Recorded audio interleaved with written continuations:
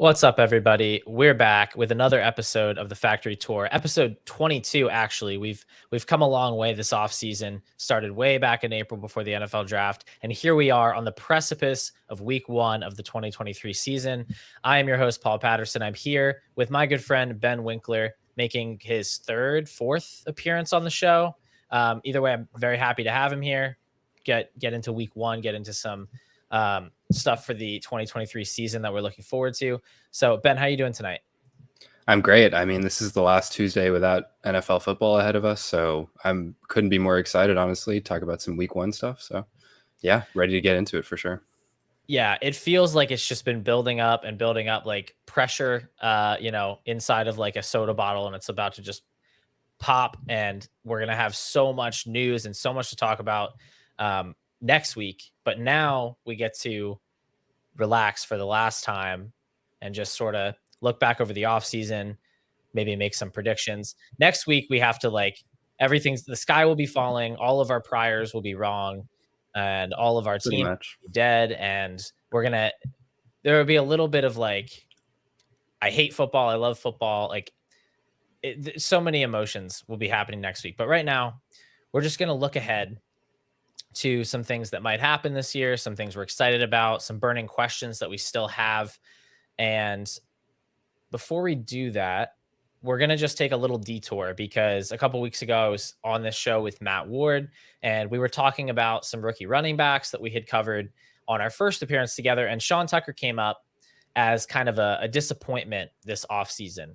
And man, if that hasn't corrected course really quickly, at the time of that recording, he was looking to be fourth on the depth chart behind Keyshawn Vaughn and Chase Edmonds for the Buccaneers. He hadn't played in their first preseason game. But as of recent reporting, it seems like Tucker is the favored RB2 behind Rashad White. So he certainly was not dead yet. And now he's very much in play as a zero RB target, as a guy you can grab, late in best ball. So Ben, what did you think about Sean Tucker, in the pre-draft process, and what do you think about him now? He was one of the first running backs I watched in this class as far as like a full film breakdown, and I was actually really low on him after I first went over the tape. His analytical profile looks great, which I'm sure you'll be able to riff on in much more detail than I can. But what I saw on film was a guy who looked really scared to sort of be decisive and go up the middle, and I saw him bounce a lot of runs to the outside that I sort of didn't think he should. But I think that a lot of that had to do with the offensive line he was playing with at Syracuse, which is like nationally renowned as terrible. So I think that part of it was he just had like PTSD where every time there would be a hole up the middle, he would tell himself that it's going to close in 2 seconds and he'd decide to bounce it out to the outside. And the other thing is the bouncing it to the outside for him really works quite effectively because, as we all know, that dude's a burner. Like, that guy can move. He's one of the best athletes, probably the best athlete other than Gibbs and Bijan out of these running backs in this class. He's super strong, super explosive, and has incredible long speed. So I don't know. I think there definitely could be something there for him as a prospect. I sort of likened him to kind of a Walmart Austin Eckler kind of guy, but I think that kind of doesn't give him enough credit for how good of an athlete he is. I think that he is probably more built to be sort of a workhorse than Eckler is. You know how I feel about Austin Eckler. I'm never loved that guy, if I'm being totally honest. But yeah, no, I think Sean Tucker could be cool. I think there's definitely something here. I think, him being the number 2 on Tampa's depth chart is, not a bad spot for him to be, considering where he was, a couple months ago. Yeah, I mean, the excitement for him was not just the impressive prospect profile, but the fact that he was able to sign with this pretty shallow depth chart where he could have the chance to make an impact, which is rare for an undrafted free agent. I like your notes there on the film. There was obviously something that caused him to fall out of the NFL draft. It could be some of those concerns that you cited, because production-wise, he wasn't lacking anything. I don't have his numbers in front of me. I'm so far gone past prospect season, but he was one of the best in the class when you look at like yards per team pass attempt, best season touchdown share, best season reception share. Like he was the full package at a relatively small school. Like you said, great athlete. And now he's behind Rashad White, who we still don't know, whether or not he can be a good rusher at the NFL level. He certainly wasn't last year. There were offensive line issues, but he was pretty ineffective. And so it's a really appealing spot for any running back to be in, especially one that does have some excitement like Sean Tucker. I would never project any kind of a James Robinson situation onto any undrafted free agent. But if it were to happen with somebody in this class, it would obviously be Tucker. All it would take is a Rashad White injury or for him to fall out of favor with the coaching staff. And you could see Tucker taking on a lot of volume. So it's a really exciting potential there. And that's why Matt and I said, it doesn't look good, but don't drop him. Like hold him on your roster, hold him on your dynasty teams because he's probably going to make the active roster at the very least. And any running back on a 53-man roster is worth consideration for your dynasty benches, especially when they have as much going for them as Sean Tucker does. So we'll keep an eye on him. We'll see if he has any kind of a week one role. The coaches seem to suggest that he might have more of like a first and second down role with Edmonds still mixing in on third, but we know these things are very fluid throughout the season. And so we'll try to keep track of him and see if he's worth stashing, on redraft teams and such. All right. So that's probably enough screen time for a backup running back on one of the worst offenses in the NFL. So I'm going to move ahead to some other more exciting topics. We're going to get into some burning questions for the 2023 season, some players on our dynasty teams that we are both excited and nervous about. And what's up? Enough screen time for a number 2 running back on a terrible. Okay, hold on. Billy, you can leave this in. It's fine. I just totally broke right there. Okay, I'm good. So we're also going to talk about some things we're looking forward to seeing in week 1. Some questions we might have that will hopefully be resolved early in the season, or just things that we're excited to see as football fans. So starting with some burning questions, these are things that maybe we won't know right away, but no amount of projection or speculation or beat reports has really satisfied us on this front. And so we're going to go back and forth and discuss some of these maybe more open-ended problems and questions. And the first one for me is just, when are we going to see Kyler Murray? I have a big investment in Kyler Murray. He's my most owned quarterback in Dynasty. I've bought a ton of shares this offseason as his price just continued to drop. And to be honest with you, I'm buying into the talent, I'm buying into the fantasy production, but I have no idea when Kyler Murray is actually going to play games this season. It haunts me at times. And Ben, I'd love to get your read on this. Like, do you have just any kind of a gut feeling about how this season might play out for Kyler? My gut feeling was that the talks of him returning would probably start around like week 8, 10, 12 kind of range. And what I had been saying, and I said this on me and Drew's show, and I might have even said it on your show in previous episodes, is that I thought that they would probably just shut him down if they were going to bring him back around then, because there was no point in risking such a good asset for re-injury if they weren't in playoff contention, and then possibly missing out on a really high draft pick in what appears to be a pretty top heavy but super loaded class. So if you were to bring him back in week 8 and miss the playoffs but play your way out of Marvin Harrison Jr. or something like that, that would be a pretty tough blow, and also very on brand for the Cardinals, which is why it wouldn't really surprise me. Honestly, though, now that like a lot of the reports are coming out about like people talking about him coming back as soon as week 4, I don't know what to think, honestly. The mystery has only grown for me over time. Yeah, that's why it's so confusing, because I think if we assumed, rational decision making from teams, the Cardinals would have really no business playing Kyler this year, because by the time he's going to be back, they're going to be obviously not a playoff team. I think even with him, it would be a struggle for them to make the playoffs. Their roster is not incredibly constructed. They've been releasing players or getting rid of players for a discounted cost. It's one of the worst rosters in the league, I think. It seems like all the decisions they've made recently have all been looking towards next season, with the exception of trading for Josh Dobbs. I guess that's sort of a desperation. Like, we need a quarterback. If they really were committed to the tank, they would just play Clayton Tune. So I don't know. I really don't know what this team is trying to do. In terms of what Kyler wants to do, I would have to assume he wants to get out there on the field.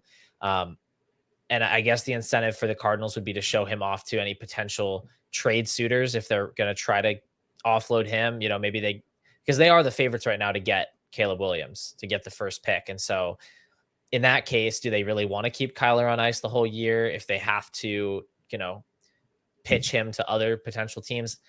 I don't know. I'm just going to throw it out there. I think we will see Kyler play, and I'm guessing it'll be around week 8 or week 9 that we see him return. Whether he'll be effective at that point, I don't know. Maybe by the Gun end to of the my head, season, I we'll think see some shimmers of vintage Kyler. yeah. But I do think he'll play because I don't think we just don't have enough precedent for teams like fully committing to the tank in the NFL for me to believe that this team is going to be the one that does it. So I don't know. Yeah, no, I pretty much agree. If I had to, like a gun to my head, I had to make a prediction. Week 8, week 9 is right around where I'd stand too. I also like personally, if I was the GM, I wouldn't be starting him, but it sounds like they want to at least, like you said, show him off a little bit, let his legs get loose before they try to offload him, or give him something to build on heading into 2024. So I just remembered that I saw a report today that they did name Kyler as one of the 6 team captains for the start of the season, which I really have no idea if that means anything, but it seems like a good sign. Like we want him to be part of the culture of the team. We want him to be a leader on the team. It's not like, go over in the corner and rehab. It's like, you're here, you're part of the group. So it's like, that seems like a good step in the right direction we want to get Kyler on the field and we want him to lead this offense and see what we have for next season.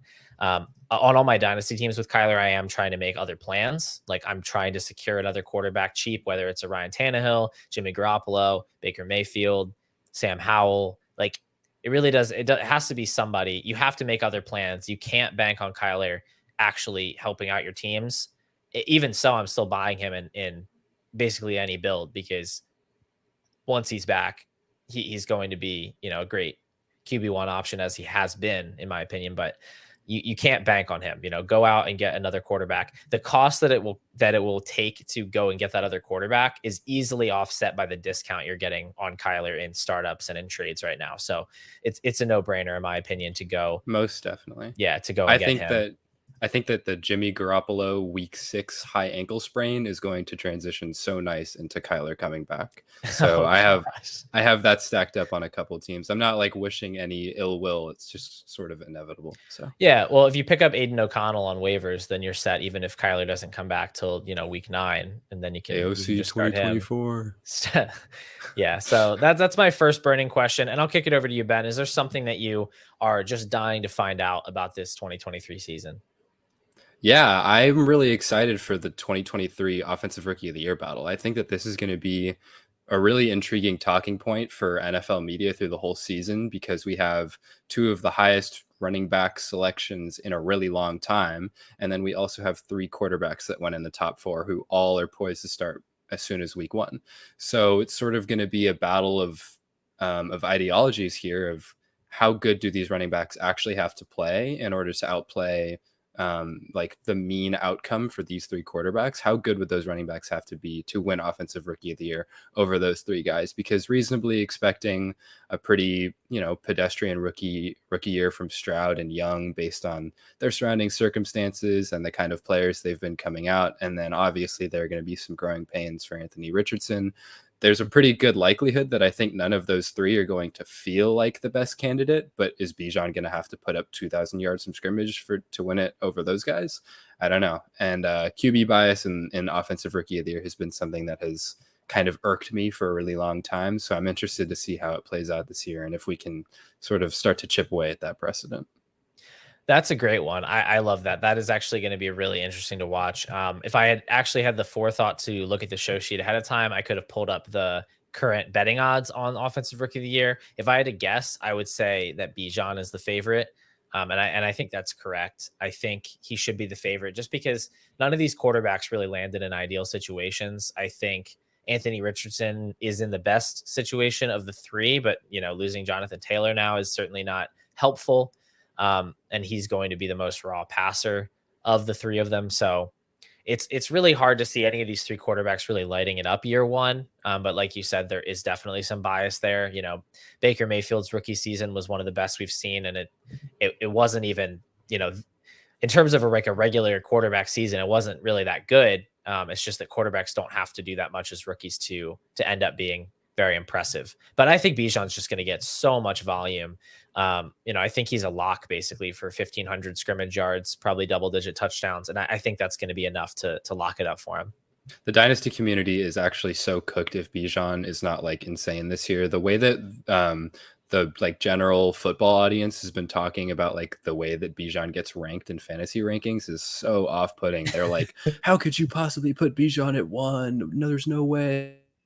Like, he's still a rookie. He hasn't done anything in the league. And I don't know. We've been all banging the drum on him for a very long time, and we need this for sure. I just don't get those people. Like, where were they? Like, Najee Harris isn't even good, and he was the RB4 as a rookie. Like, I literally don't understand.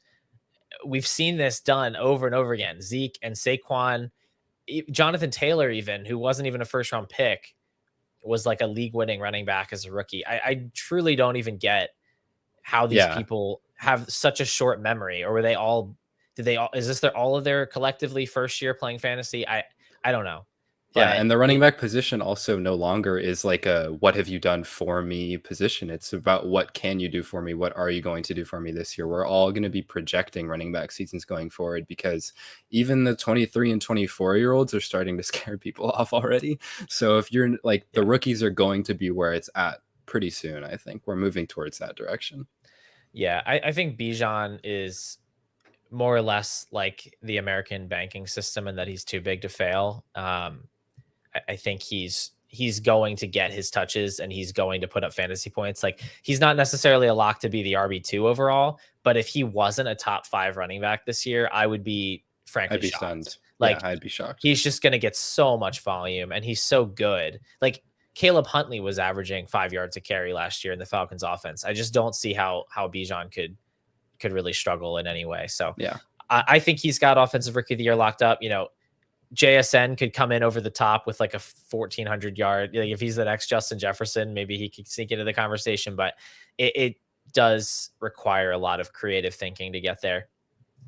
For my next one, I'm actually going to go to the other end of the spectrum because my burning question pertains to all the old guys. You know, every year we see some players fall off of the quote unquote age cliff and fall out of fantasy relevance. You know, Julio Jones, it came quick. AJ Green, it came quick. So I'm curious who it's going to be this year. Some of these big name veterans are going to disappoint and then just never be the same again. Adam Harstad has actually done some extensive research on this. He wrote a great article called, sorry, let me think. I think it's called You're Probably Thinking About Aging Wrong. And in that article, he points out that aging for players is not like a decline, a gradual decline. It is really a cliff of decline. And the reason that aging curves exist where it looks like it's a gradual decline is because they're taking the average of a bunch of different players that all fell off at different points. And so it averages out. But if you take each individual player, they're basically the same guy until they're not, and they just collapse. And so somebody, you know, going very highly in drafts is going to collapse. It could be Devontae Adams, Cooper Kupp, Tyreek Hill, Travis Kelce, Derrick Henry, Nick Chubb, Austin Eckler. All these guys are comfortably past the age apex.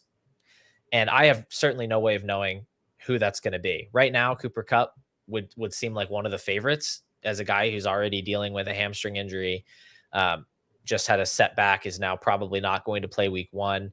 You know, it's pretty easy to see a case where this lingers throughout the season and he's just not himself. And then going into next year, he's 31 and he never really gets back to, you know, doing Cooper Kupp things. But what's your take on this age cliff thing? Is there anybody that's got you a little bit spooked? I definitely have a few guys that sort of jump to mind when you think about who could completely like disappear off the map as far as fantasy relevance goes into this year. I've been parading the Austin Eckler fade train all off season, but I'm not going to go so far as to say that he would be the kind of guy who could totally disappear from fantasy relevance. This guy still has been the RB1 and he's still, you know, going to put up a lot of points. He's going to catch a lot of passes, even if I do think that his role is going to decrease significantly in this sort of new look Chargers offense this year. So I won't say him. I do think that when it comes to this kind of age cliff, the biggest thing that you look for, unfortunately, is usually injuries. So the guys that sort of are scaring me a lot, like you said, Cooper Kupp, DeAndre Hopkins is going to be in that mix. Derrick Henry is definitely in that mix for me. I'm super concerned about him, if I'm being honest. And I don't really see a ton of upside in the Tennessee offense as a whole. So really him and Hopkins are not overly exciting assets to me. And then, Travis Kelce just got his knee banged up. Doesn't seem like it's a long-term thing, but that kind of thing just makes you catch your breath, or not catch your breath, but gives you some pause, and is something to be worried about in the future, because you really don't want a minor thing to flare up. See, I think Travis Kelce would be like the biggest, it would have the biggest effect on the fantasy season overall, just because he's now crept up into that first round and he's really distanced himself from the other tight ends. And, if he goes down, we could see the position look a lot flatter towards the top. It would give other drafters like a huge opportunity to kind of make up those points that the Kelce drafter thought they had kind of locked in as an advantage. And so that would be a scary one. He is 33. He's the oldest guy out of the group that I named, although the tight ends do tend to age a little more gracefully. And then Henry, also, I agree, is a big red flag. His efficiency has come down a bit. I think there are some warning bells that he's not the same guy that he's been, but he could easily just get 350 carries like he always does and barrel into the end zone 18 times. And next year might be the year that we're worried about for Henry. So some of these running backs, the thing about Henry for sure. That's the thing about Henry for sure is we've been saying that the cliff is coming for him for a couple of years now. So I don't know. I can't be too confident, but if I had to pick someone, it's probably him. We're going to be right eventually. I mean, eventually Exactly. the Grim Reaper is undefeated. He's coming at some point, and Henry is 29. We've seen with guys like Dalvin Cook, Ezekiel Elliott, you do get a little bit of a warning year where they still get the volume, but they're not as efficient. And I think maybe we've seen that for Henry, and the end could come quicker than we expect. But I don't think the Titans are going to go away from him, voluntarily. They only have really Tyjae Spears behind him, so they're planning to run him into the ground. It's just whether his body will hold up, I guess. So kicking things back over to you, it looks like that your last burning question pertains a lot to my first question, but why don't you go ahead and spell it out for us? Yeah, so I'm sort of intrigued as to the tank for Caleb and how blatant and how obvious that might end up being.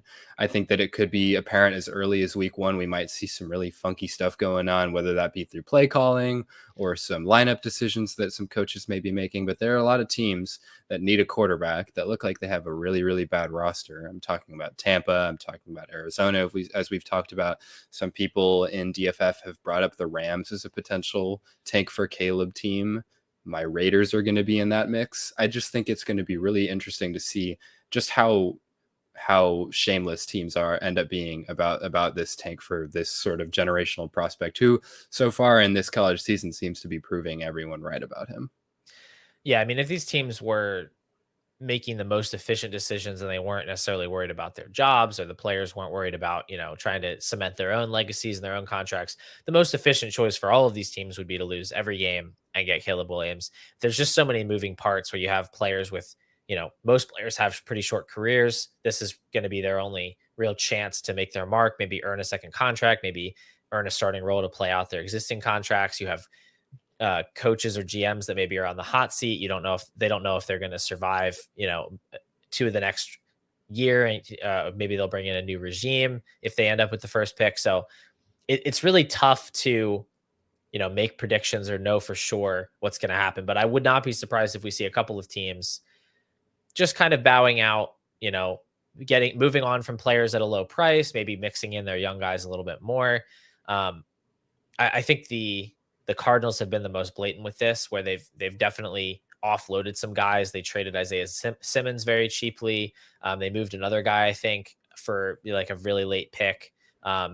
Basically just like a tanking dynasty team. Like, hey, everybody's for sale, come and get them. I'll take, your rookie picks or whatever. So right now, I mean, they seem to be the only team really making those moves. But if Tampa does trade Mike Evans or something like that, I think they could be the next domino to fall in that conversation. Yeah, definitely. What's nice for like a team like Tampa or like the Rams is that they've sort of fallen into the tank naturally. Whereas you're right that the Cardinals have had to be a little bit more sort of gross about it in a way, where they've been, shipping off veteran players for next to nothing, or even releasing them in some cases. Right. They cut Hopkins. Yeah. They literally cut a guy who you could make an argument is still like a top 10 receiver talent wise in the NFL. So Yeah, that'll be an interesting one to watch. The tank for Caleb is definitely going to be on. As soon as week 8 or 9, there's going to be like every week a check in, like who's in the front, front seat for the first overall pick, and um, it won't be my Eagles, that's for sure, but it could be the Raiders. We'll see how Jimmy G fares. I hope not, because I do have a good amount of Jacobs and Adams, and that doesn't really seem like the best case scenario for them. But it would certainly Yeah. be great for the team long term. Yeah. Yeah. If I had to pick an outcome that I'm hoping for, that's probably it. Yeah, I mean, any smart fan should be rooting for that. I don't think Yeah. you can look at the AFC and say, yeah, I think we got this with Jimmy. We're locked in. Definitely got a path to the Super Bowl here. Easily 8 or 9 teams at least that are Genuinely, for that are sure. set up. So There's no defense that we could possibly have that would make me feel good about going into a playoff game against Patrick Mahomes.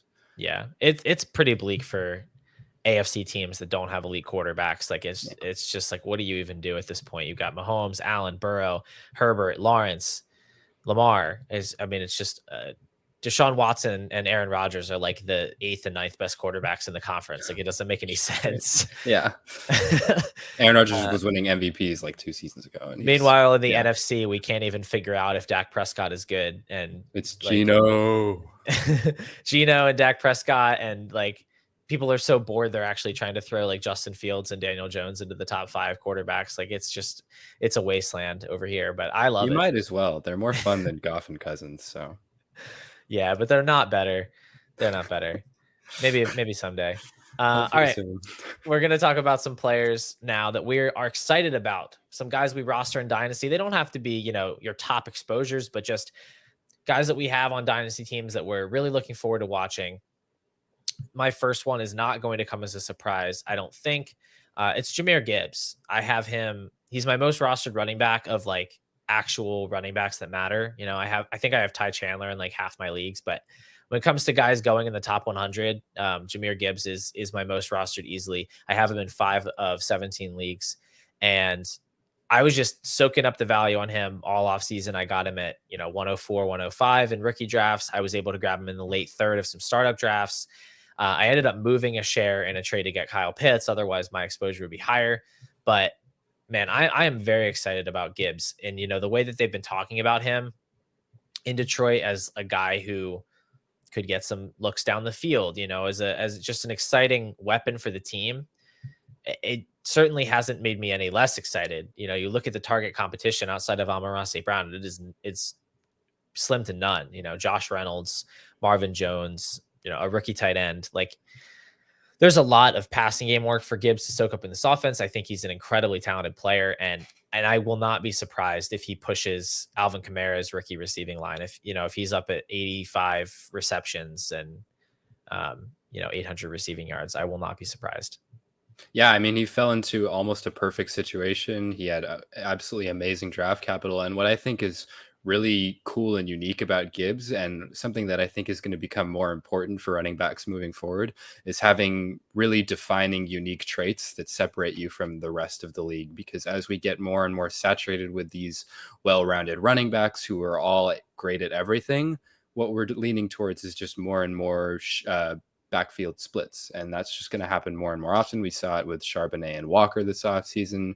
We've seen it in the past with even a Kamara and Ingram. But what makes an effective fantasy running back in one of those splits is having that kind of standalone trait, which I think for Gibbs is his acceleration and his speed and his agility, as well as his pass catching ability overall. But a lot of that stems from that athleticism and that quickness that I just mentioned. And when you watch him move on a football field, he is literally moving at a different speed than everyone else. And you can tell, you could show a football game, a Lions game, to like a random person who's never watched football before, and they would probably tell you, oh yeah, that guy's probably pretty good. So I don't know. There's a lot to love about Gibbs. I wish I had more shares. I only have a couple myself. I guess I didn't buy the dip early enough, or I wasn't bold enough with my valuation on him. But I'm definitely super excited to watch him play football. Yeah, I mean, I think post NFL draft there wasn't too much of a dip. Like, he was pretty highly valued, but he was still kind of more in that ETN Walker tier, like right after the draft. And then people started kind of waking up to like how good this guy is as a pass catcher and how insulated he is as a first round pick. And he started to move up.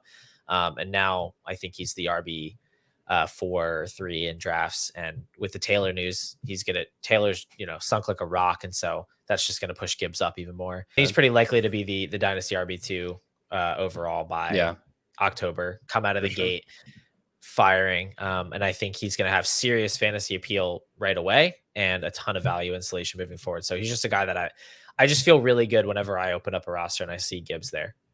Yeah, I would probably feel great too if I had more of him. But he went 12, and I was like, I have no idea what to do with myself. Like that's one of the most insane things I've seen. What do I do? What do I do? What do I do? And then by the time I realized, oh, he's gonna be really good, I had not bought enough. So it goes fast. But let's kick it over to you because you have a pretty exciting guy at your first spot. Yeah, I'll kind of group actually 2 of them together. And that would be Lamar Jackson and Zay Flowers, and sort of just the Baltimore offense in general as a whole.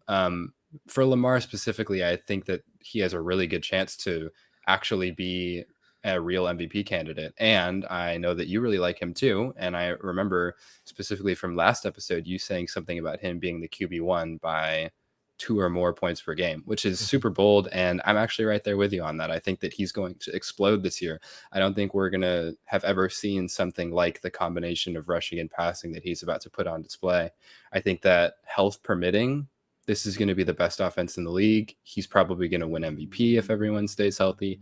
And as long as that offensive line is literally like league average, I think that this is going to be a pretty ridiculous and insanely fun team to watch. So I really like Lamar. I love the weapons they have around him, especially Zay Flowers, which is who I highlighted because I think that with the likelihood of an Odell or Bateman injury at some point in the season, Zay's value could go absolutely crazy if people are like start flocking towards a potential big target share. I think that he could really see a huge spike during the year, and that's not being talked about enough. Yeah, I mean, I'm right there with you with the Ravens offense. Like you said, I shouted him out as one of my bold predictions last week that he could really lap the field in terms of quarterback scoring. Like you said, he could break the league. He already did it once. I think he could do it again. I think he could even break his own record that he set in 2019, most fantasy points per game ever for a fantasy quarterback. That record still stands.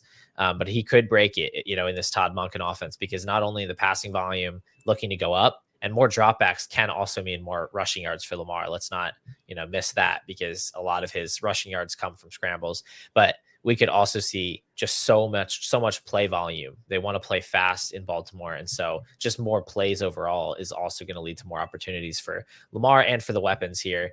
I wasn't like a major Zay Flowers guy coming out, but I did end up with a decent amount of him because I just had a lot of 109 picks in rookie drafts.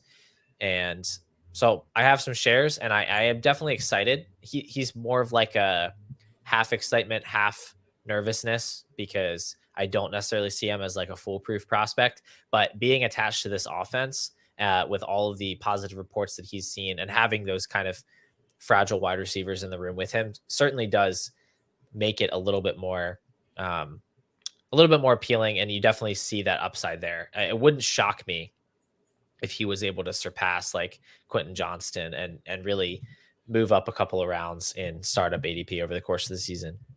I really have those 4 rookie wide receivers that went in the first round. I have them in like one tier pretty much. Not on my rankings, but as far as this season goes, I think that there's pretty much an equal likelihood that Zay could finish as the wide receiver 1 as there is for Addison, Johnston, or Jason. I really don't think it's being talked about enough that he could be really good as soon as this year. Yeah, I mean, I think they're like, I think the parlay of things that have to go right is a little bit longer because you actually need this Lamar passing offense thing to like actually hit at a high level. Whereas you have like Addison is just plopped into this perfect situation where there's so much volume to go around. He's going to get all the routes right away. And that Cousins is going to throw the ball, 675 times. And so he'd probably be my favorite to just overall lead rookie wide receivers in fantasy points. But when you're talking down the stretch fantasy playoffs, I think all bets are off. I think JSN, I think Zay Flowers, QJ are all going to be, have potential to really contribute down the stretch as their roles increase. If you're listening to this and you are playing redraft, definitely scoop as many rookie wide receivers up as you can, because they are going to be really explosive down the stretch as we get towards the end of the season. So Yeah, unfortunately, that edge is getting a little bit priced out where leagues are getting sharper. But it still does exist, and I do still like the prices on really all four of these guys in redraft and best ball leagues. So I've been pushing the button a lot. I didn't get as much Zay Flowers as I wanted. I think him and Bateman kind of had like even ADPs for a while, and I should have been pushing Zay, but I was hitting Bateman a little more than I probably should have, and then Zay went up in price and Bateman went down in price. And so I kept getting Bateman. And so I have like 8% Zay Flowers and like 20% Bateman. And it's not really the distribution that I would like to have, but I have tons of Addison. I have like over 20% Addison, and I take JSN every chance I get. So I couldn't agree with you more there. My second guy that I'm excited to see is Sam Howell. And it's not to say that there's no nervousness involved for me, but the shares of Howell that I have came pretty cheap. I have one from last year's rookie drafts. I have a couple from startups really early this offseason where he was still like a 10th, 11th round pick, like the 30th, 31st quarterback off the board. And so my buy-in's pretty low, and I feel like the payoff could be like surprisingly high. He got to this point to be named the starter. He showed out well in the preseason. And when I was on the show on Zoltan's podcast a couple weeks ago, he really opened my eyes to just how impressive of a rusher Howell actually was in college. When you remove his sack yardage, he was like up over 100 rushing yards per game. He was really, really impressive. And, he had a rushing touchdown in his one start last year. Like, I think Howell, if he actually is good, like if he's the player he's sort of been billed to be, he could just jump in and immediately be like a Daniel Jones type of producer. And as somebody you got that late, somebody I got that late in startups, that's just really exciting to me because that can really change the dynamic of a dynasty team. Yeah, and you brought up Daniel Jones. I think that most people who watched Sam Howell and have also watched Daniel Jones would argue that Sam Howell pretty clearly has a much more gifted arm, which gives him a substantially higher ceiling as far as being an NFL quarterback goes. And the rushing upside, you factor that in, and maybe him and Daniel Jones are pretty similar as dynasty assets, or maybe not as assets, but as far as dynasty scorers go. They could be in a pretty similar boat. Obviously, Jones is a much more insulated asset at this point because he pretty much had what would be Sam Howell's ceiling outcome for this year. But I actually think that it's more likely than we probably have been giving them credit for. They have a pretty solid defense over in Washington, and they've very quietly assembled a very respectable surrounding core of weapons. And I think that, Howell coming in year two was pretty slept on last year, didn't have a ton of pressure though because of that. He could absolutely come on the scene and sort of burst on as a second year breakout and, take the world by storm. I could totally see it happening. There's definitely a lot of untapped upside that hasn't been talked about enough with him. Yeah, and his price is starting to come up. You can see it in best ball. He's risen a couple of rounds. His startup ADP definitely going up. It's harder to try to trade for him. I think people are kind of battening down the hatches a little bit. They're like, well, I've held on to this guy long enough. Like I want to see what he's got. And so it's probably a little late to get in on the Howell sweepstakes, but if you've been holding any shares, I think you could be pleasantly surprised. There's still a very large percentage of the range of outcomes where he's terrible and he gets replaced next year with a rookie or a veteran or whatever. But I do think he was worth the cost of admission all along. And with the weapons that he has and the rushing ability, I would not be surprised if we just get like a solid kind of low end QB2 finish and he looks to be the starter again next year. And he just really carves out a nice little bit of dynasty value for himself there. So Yeah. before we move on to the next section here, Ben, is there anybody else you wanted to just throw out real quick? I'll throw out Garrett Wilson and Anthony Richardson, who they've just sort of been my boys all off season, and now they have really, really high startup ADPs. So my ownership of them isn't like crazy high or anything like that, but definitely going to have the Jets game on, definitely going to have the Colts game on, definitely going to have the Ravens game on. So got to shout out those guys for sure. I totally lagged, didn't I? It wasn't bad. I think we could see those guys on Okay. NFL Red Zone a good bit this year. I think it's going to be. I think Richardson might be kind of hard to watch for a while, but Wilson and Rodgers have a great connection. I think we're going to see a lot of splash plays from them. Richardson, it's probably going to be a bumpy ride for a good few weeks, but you're still going to have those big plays with his legs. He's probably going to get some deep passes connected there. So I'm with you. Those guys are exciting. What about the other side of the coin here, though? Some players that we're nervous about on our dynasty teams. This one is a pretty easy one for me because I do have a good amount of Cooper Kupp in Dynasty, and we talked about him earlier as a guy who, maybe this is the cliff here. I don't think that it is, but this hamstring injury that's been lingering and then re-aggravating, it certainly has me nervous. I've positioned myself in some leagues where I am contending, put a good amount of value into Cooper Kupp as a guy who has every potential to finish as the wide receiver one in fantasy this year, really put me over the top as a title contender.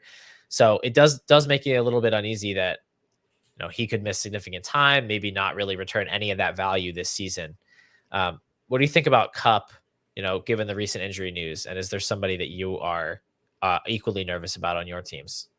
I gained a solid amount of exposure to Kupp sort of later in the offseason as well, like sort of trying to buy into that veteran discount that we get during the offseason before it ended. And I don't know, it's like you never want to overreact too much to like a pre-week one injury, especially when it's something minor that doesn't even seem like it's going to hold them out too long.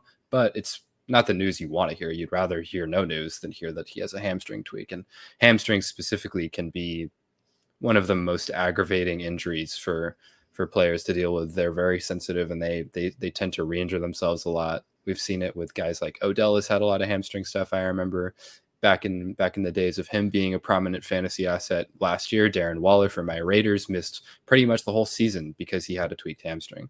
So it's making me nervous too, but I don't know. I'm still holding Kupp as an upper tier wide receiver for this season for sure. And just sort of crossing my fingers and putting on a calm face, a calm exterior.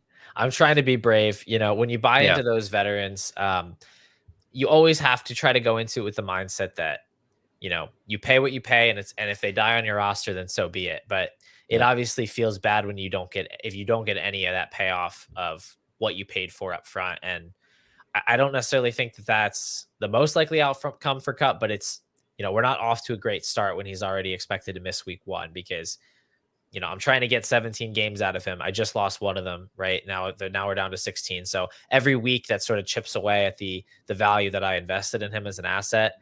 And it makes him, less of a contributor to any potential title run, Absolutely. Getting a bye week and all that. So he's got me nervous. I've got an eyebrow raised. Who's somebody that you're nervous about on your teams? I sort of stumbled into a lot of Jamison Williams shares this offseason, whether it was through like a crazy lowball offer that involved him that I just like couldn't say no to, or I picked up a share in a different league that one of our DFF guys organized where the teams were pretty much fully randomized, and I ended up with JMO there. I have like 50% ownership of Jameson Williams across my leagues, which is like terrifyingly high. And we've been well vetting the concerns with JMO this offseason of we've just never seen this work out well before. He pretty much redshirted his entire first year, and now his second season is going to get off to a slow start as well, and he's got a hamstring injury as well, I believe. So there's just way too much to be concerned about with Jameson Williams, to the point where everyone's just wondering if he's just going to be the wide receiver version of Trey Lance and pretty much amount to a zero sum at this point next year. So I'm honestly very, very scared about all the Jameson Williams I have, and that's definitely some. I'll be watching a lot of Lions games once he's back, like praying that he is not nothing, because I have way too much for him to be nothing. The Trey Lance comps cut deep. That is a scary thought. I would not want to be holding the bag on that much Jameson Williams. Yeah. I don't actually know if I have any shares left. Maybe I might have one left, but I am not holding out much hope for anything. The one thing you can say for Jameson Williams is that he does have a role for him wide open. The table is set when he gets back to the Lions because, if he has any semblance of ability, he's not going to be kept off the field by Josh Reynolds, Khalif Raymond, and Marvin Jones. Like he will be a starter in two wide receiver sets if he has any ability to play. And once he's on the field, it is a well-run offense. Jared Goff is a fairly competent distributor of the football. So, he could come out and do something at least and not totally fall flat on his face, but I don't think he's going to pay off the lofty heights of what most people paid to acquire him. Definitely. And I will say at this point, as like a PSA, it's just purely bad process to dump him at the value that you're getting back. I just dumped him for like Marvin Mims and Tank Dell, and I added Jameson Williams in that trade. As much as Marvin Mims is intriguing right now, that's not a price that you should be selling Jamison Williams at. So definitely, if you have him, you're holding and you're praying, but just know that I'm right there with you, and everything's going to be okay. Did you say you traded him for that, or you got Jameson No, Williams? I got Jameson Williams back. That Okay. was offered to me, and I sent it to the DFF Yeah. group chat, and I was like, "Guys, I'm stupid for not taking this, right?" And you guys were all Yeah. like, "Do No, it." that's definitely a sharp trade. Yeah. That's definitely a sharp, like at that price, there's no guarantee that Mims is going to be great either. We certainly don't know that for sure. He's a second round pick. He's a rookie. Williams, I'd say, has just as much potential to be a big time hit as Mims. And I think he's going to recoup a good amount of value, at least as he approaches the field. As week 6 gets a little bit closer, people are going to be a little bit more excited, kind of want to see what he becomes and maybe buy in on the breakout. But right now, he's just out of sight, out of mind. Nobody's excited about him, and I understand the nervousness. For me, I'll stay in the NFC North because I am nervous about a quarterback who, despite never having actually stringed together a lot of high quality play, is valued as a top 10 dynasty startup pick. That's Justin Fields. I'm not necessarily highly invested in Fields, but I have him in a couple of spots where I have a lot of value tied up in him. Obviously, he's a very highly valued asset, and for him to, I really need him to succeed, because if he doesn't succeed, it's going to just totally tank the value of my team. And as the offseason has progressed, I've just kind of come to the realization that he is a little more fragile than maybe we're giving credit for. There's a lot of assumptions about what he's going to be able to do as a passer now that they've added DJ Moore, but we're really putting a lot of weight on a prospect profile that's a couple years old at this point, when we haven't really seen any signs of growth from him. Yeah, I did a word cloud on my Twitter account a year ago. This is going to sound random, but I'm going somewhere with this. And the top word that I used on Twitter during the NFL season last year was Justin, as in Justin Fields. I have been a Justin Fields truther for a really long time, and I am still super high on him. But you're absolutely right that his like top 10 startup value at that he is sporting at the moment, that he's been sporting pretty much all offseason, is pretty insanely overblown and does not factor any of the risk of him being a bust, which is, still at play. We haven't seen him be an effective passer at the NFL level, even if he might have been mostly a pocket passer at Ohio State. There's just no evidence that he can do it against NFL competition. I'm not overly excited about the Bears situation as far as offensive coordinators go. And then as far as the weapons go, I like DJ Moore, but you've thoroughly thrown DJ Moore into the ditch on this show, and I don't need to bash anymore on his prospects for 2023. But the truth is that just adding DJ Moore, as far as your retooling goes, with your weapons, probably isn't enough to vault Justin Fields into like a Jalen Hurts kind of jump, which is what a lot of people think is possible. But I don't see Darnell Mooney as anything close to like a Devontae Smith kind of guy. Right. And you need more than one receiver to make an offense go from zero to hero. And there's definitely a lot of cause for concern with Fields. Even if you are high on him, there's reasons that you should be worried. And the risk is there for sure. Yeah, I mean, DJ Moore is a quality weapon, but he's not AJ Brown, and the pieces around DJ Moore are not as good as Smith and Goddard, like you said. And Fields wasn't as good last year as Hurts was the year before his breakout season. So there's a lot of reasons why it's a flawed comp. I think Josh Allen is actually would be a closer comp, to be honest with you, because they didn't have a lot of great weapons around Stephon Diggs when they acquired him, and Allen was actually closer to what Fields has been through 2 seasons as a passer. So I think that one makes a little bit more sense. But again, you're still betting on kind of an outlier outcome for him to really become a difference-making passer. And if he just becomes like an okay passer, he's obviously going to smash in fantasy, but he's not really going to be like in that top 3 conversation. You do need to have both. and it's going to make his value insulation, year to year a little bit more iffy. Like at that point, if he's just like an average NFL passer, he's really just like Daniel Jones plus. Like Yeah. he's right now he's valued as like discount Lamar Jackson, but he's not proven to be that yet. So there's definitely reason to be worried. Kicking it back over to you, it looks like you actually have a member of the Baltimore Ravens here on your list, which is confusing because I thought you were all in on this team for 2023.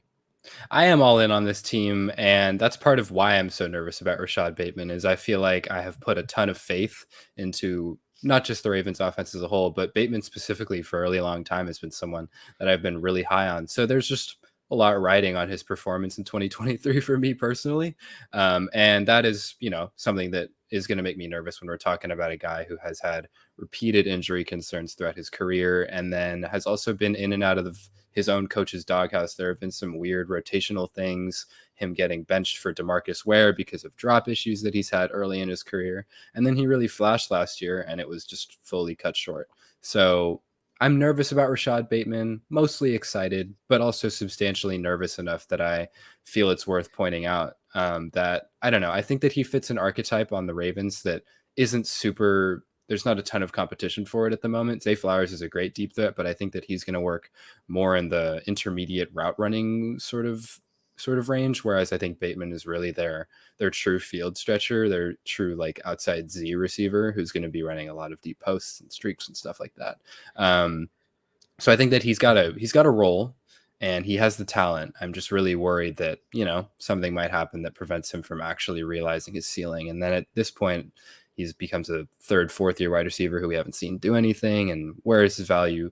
Where does his value lie after that? It would be pretty scary. So definitely nervous about Rashad Bateman and going to be watching him with a very, very close eye. Yeah, this year is the year for Rashad Bateman to figure it out. If he doesn't to be honest, if he doesn't show a lot of promise this year, I mean, his value will continue to decline. He's already at a point though where he's so cheap that I'm not super worried. Like I'm not super duper worried about him because either if you bought into him at the peak, he's already close enough to the bottom where you don't need to sell out. And if you bought him, where he is valued now, you didn't pay that much and it's okay if it doesn't work out. So it's like, I don't think we need to be, full panic mode, but it is absolutely true that this is really the last audition for Bateman. If he gets another injury, his value is going to tank. If he's on the field and he's not producing, his value is going to tank. But I do still think there's that glimmer of upside that we saw over these first two seasons, from his prospect profile in college. I do think he still has a lot of promise. And I think it could be a rising tide lifts all boats sort of situation. If Monken and Lamar can really elevate this offense, I think Bateman stands to benefit. And it's still possible to me that he is the number one receiver for this team. Won't surprise me if it's Flowers, but I do still think it could be Bateman. So a good mix of nervousness and excitement there. I'll throw out as a last guy, Kyle Pitts. Just for the immediate season, like I don't really have much nervousness about Kyle Pitts long term. I've seen the talent. I know that it's there. And like I said, I do believe he will break fantasy at some point. I just don't know when. But a little bit of nervousness for this season is warranted, I think, especially after some not great snap shares, route participation numbers in the preseason.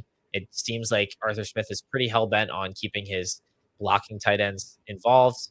Parker Hesse and Jonnu Smith are getting on the field, and that's not really great news for Kyle Pitts, who, in my opinion, should be an every down player.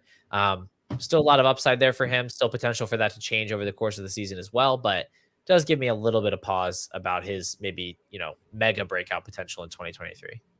You and I think Jacob said this really well when he came on the show.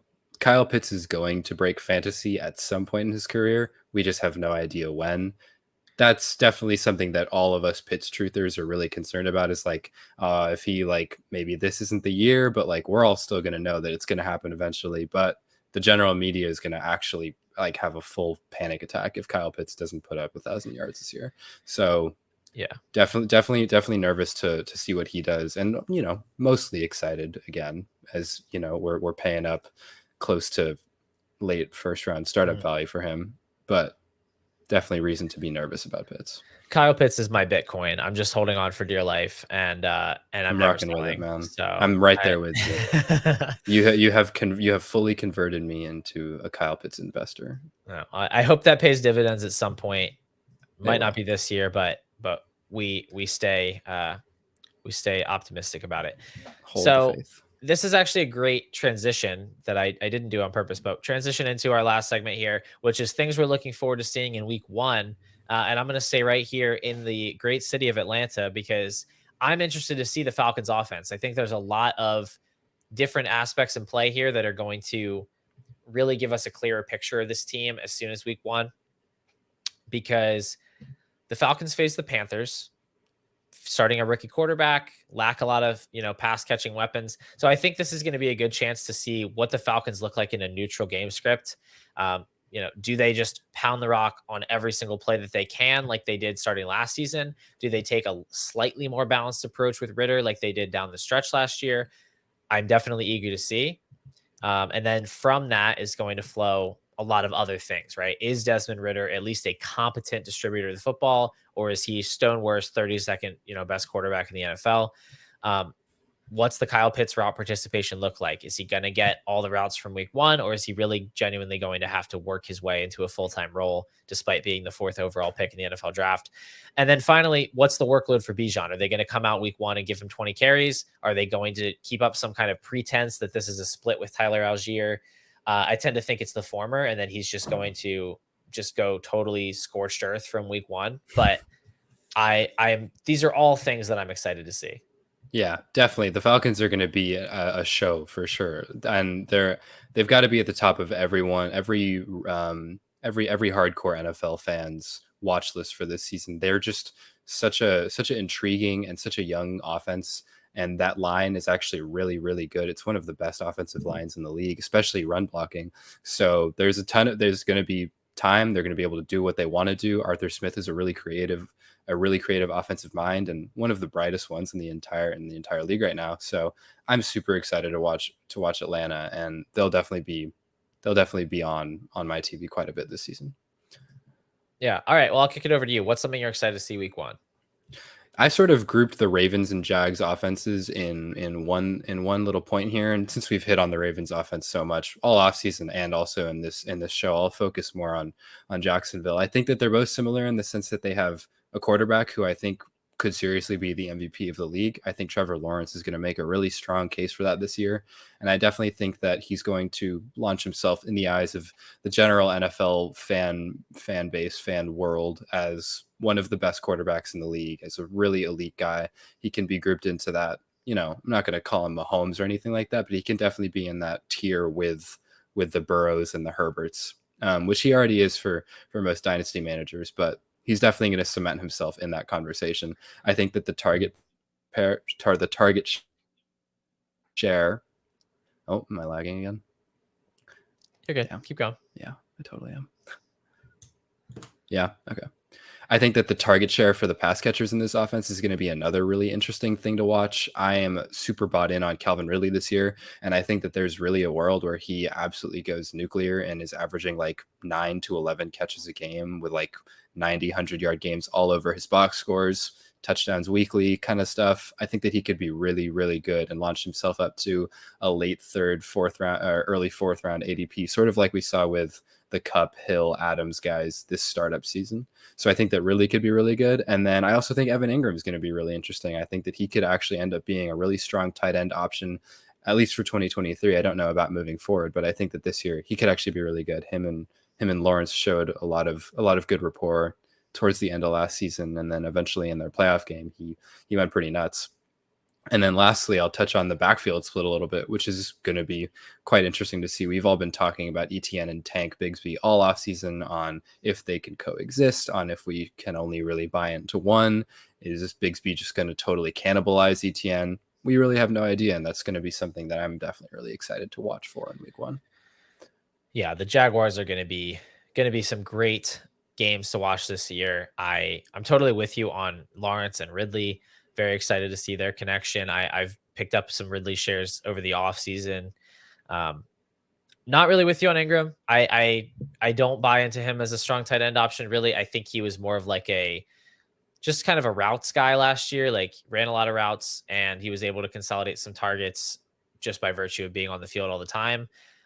He'll still be on the field a lot, but I think the presence of Ridley is really going to impact somebody in this offense. And I think Zay Jones and Evan Ingram are the prime candidates to just see their usage decline. Like I think Ingram would be hard pressed to outplay what he did last year. I think potentially the improvement of the offense could counterbalance a lack of focus in the offense, a lower target share in the offense. But I don't know if he can really surpass last season. And last season he was fine, but he wasn't. He didn't really come on till late in the year, and he was kind of an inconsistent option. So I think he's going to be kind of in that mid, like low end tight end one mix again. Certainly a guy you can grab if you are punting the position. But I'm very excited for Ridley. I think he has legit top 12 upside. Yeah. I think as far as Ingram goes, I think he was like the tight end 5 by the end of last year, which is a lot higher than most people thought. But that is, based off total points rather than points per game. Anyways, I digress. I do think he's going to be really good. And I think that where I think his improvement will come is in sort of like flattening out. Cause I think he had like a 40-point game last year and then like another like high 20s game. I think that he could just sort of level out this year and be a much more consistent force in that offense. Even if that does mean less volume overall, I think that he could still, like you said, finish probably, if I had to guess, in the 5 to 8 range for tight ends. Yeah, I mean, he's going to be in a great offense, and he's going to be playing with a quarterback that could throw a lot of touchdowns. And for a tight end, that is definitely something that you want. So, yeah, it won't surprise me if he's a consistent producer and could definitely put up some big games come fantasy playoff time. That is all in play for him. I also think ETN is going to actually smash this year. I was always high on him, like fairly high on him, or at least at the market, but I've been coming around more and more to just really believing he's going to have a big role. He's going to get a lot of goal line looks, I think. And he's definitely not going to be like a Christian McCaffrey type of pass catcher, but I think he could improve on what he did last year, which was essentially his rookie season. And he could see an uptick in targets overall. So I'm very excited for him in pretty ideal spot for a running back. Kicking it back to just the next thing that I'm excited to see in week 1, which is my Philadelphia Eagles and how they use the running backs, because I feel like I've been chasing my own tail with this backfield all offseason, and I haven't been able to get a good read on it. I thought Penny was going to be the carry leader for a while, and then Kenny Gainwell was being touted as the starter, and I was kind of out on Swift, but I've been coming around on Swift a little bit based on how the team seems to feel about him. And so I'm just ready for this to be over. And I'm ready to know the answers to the test, as it were. I want to see, we come out week 1, who's getting the first carry, who's getting the goal line, who's playing on third downs. I have my own thoughts on it. I think Gainwell will play third downs. I think Swift and Penny will more or less split early down work. And then Gainwell is kind of the change of pace, 2-minute drill, long down and distance guy. But I just don't know. And I'd like to see it week 1. Not that week 1 will be the end all be all for how it'll be at the end of the season, but we can at least kind of recalibrate our priors at that point.